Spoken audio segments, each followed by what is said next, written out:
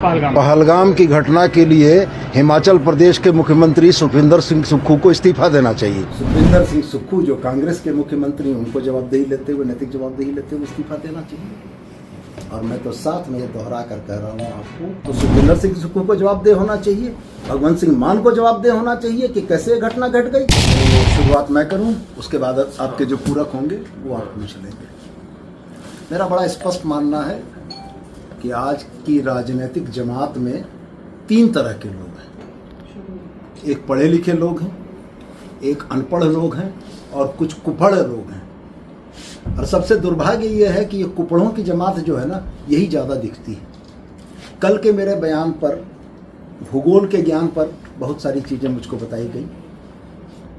कल के बयान में मैंने बड़ा स्पष्ट कहा था कि पहलगाम में निर्दोष नागरिकों की हत्याओं के लिए हिमाचल के मुख्यमंत्री सुखविंदर सिंह सुक्खू इस्तीफा दें। ये हमने इसलिए कहा था कि आज़ाद भारत में सार्वजनिक जीवन के लिए बड़े उच्च नैतिकतावादी मानदंडों की स्थापना हमारे पूर्ववर्ती नेताओं ने की। 1956, मैं आपके माध्यम से आपको और देश की जनता को याद दिलाना चाहता हूं कि 1956 में एक रेल दुर्घटना के बाद तत्कालीन रेल मंत्री स्वर्गीय लाल बहादुर शास्त्री ने नैतिकता के आधार पर इस्तीफा दिया था। आदरणीय प्रधानमंत्री जी कल जिस बिहार की धरती में नीतीश कुमार जी के साथ बैठे हुए थे, 1999 में रेल दुर्घटना के समय में तत्कालीन रेल मंत्री नीतीश कुमार जी ने नैतिकता के आधार पर इस्तीफा दिया था। मुंबई में 2008 में जब हमला हुआ था तो तत्कालीन गृह मंत्री शिवराज सिंह पाटिल ने नैतिकता के आधार पर इस्तीफा दिया था कि चूंकि देश का गृह मंत्री इतनी बड़ी घटना को रोकने में विफल रहा था। और मुझको बड़ा आश्चर्य इस बात का हुआ कि हमारी पत्रकार बिरादरी जो लोकतंत्र का चौथा स्तंभ है, उसमें 28 लोगों के मारे जाने के बाद किसी पर जवाबदेही फिक्स करने की बात नहीं की। ये चीज़ें क्यों कर रही? आखिर यह विफलता किसकी थी? कौन लोग इसके जवाबदेह थे? आप पूर्व की घटनाओं को उठाकर देख लें। 2001 में जब भारत की संसद पर हमला हुआ था तो अफजल गुरु ने जिस डीएसपी सलविंदर सिंह का नाम लिया था कि श्रीनगर से दिल्ली तक उसने पहुंचाया था, आज तक जवाबदेही फिक्स नहीं हुई। जब पहलगाम में, माफ कीजिएगा, पठानकोट में एयरबेस के ऊपर हमला हुआ था, उस समय भी कोई जवाबदेही फिक्स नहीं हुई। जब पुलवामा में 300 किलो आरडीएक्स के साथ हमारी सीमा को चीरते हुए आतंकवादी घुस गए, कोई जवाबदेही फिक्स नहीं हुई। देश को यह नहीं मालूम कि वो 300 किलो आरडीएक्स देश की सीमाओं में कैसे आया। पहलगाम की घटना में 300 किलोमीटर दूर से हमारी सीमा से अगर 6 आतंकवादी टहलते हुए चले आते हैं तो ये विफलता किसकी? तो हमारे सुखविंदर सिंह सुक्खू जो कांग्रेस के मुख्यमंत्री, उनको जवाबदेही लेते हुए, नैतिक जवाबदेही लेते हुए इस्तीफा देना चाहिए। और मैं तो साथ में ये दोहरा कर कह रहा हूँ आपको कि यदि देश उन 28 शोक संतप्त परिवारों के साथ खड़ा है तो इस देश में राष्ट्रीय शोक की घोषणा क्यों नहीं हुई? ये राष्ट्रीय आपदा का विषय था।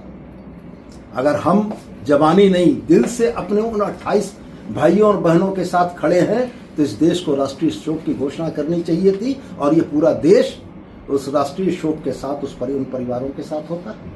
तो मैंने तो सिर्फ इतना ही कहा था कि अब बदले हुए इस नए भारत में घटनाओं की जवाबदेही फिक्स नहीं होती है। हमारे आदरणीय नेता प्रतिपक्ष, झारखंड के भारतीय जनता पार्टी के प्रदेश अध्यक्ष, उन्होंने मुझको मेरे बयान को फूहड़ बताया।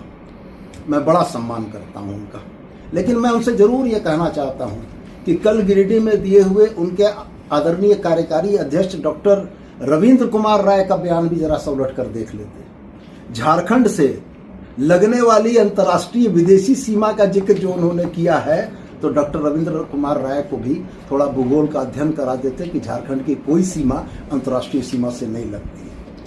तो मेरा कहना यह था कि जब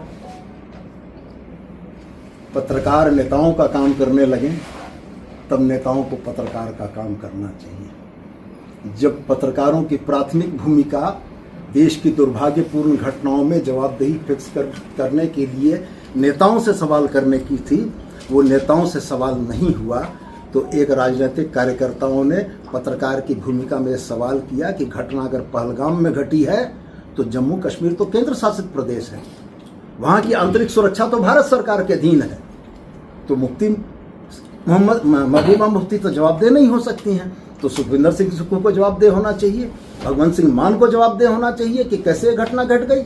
तो मैं सिर्फ आपसे आपके माध्यम से यही कहना चाहता हूँ कि भारतीय जनता पार्टी के जो हमारे फाजिल मित्र सड़कों पर उतरकर आंदोलन कर रहे हैं, तो वो भी इस बात को जरा स्पष्ट करें कि वो उनका आंदोलन किसके खिलाफ है।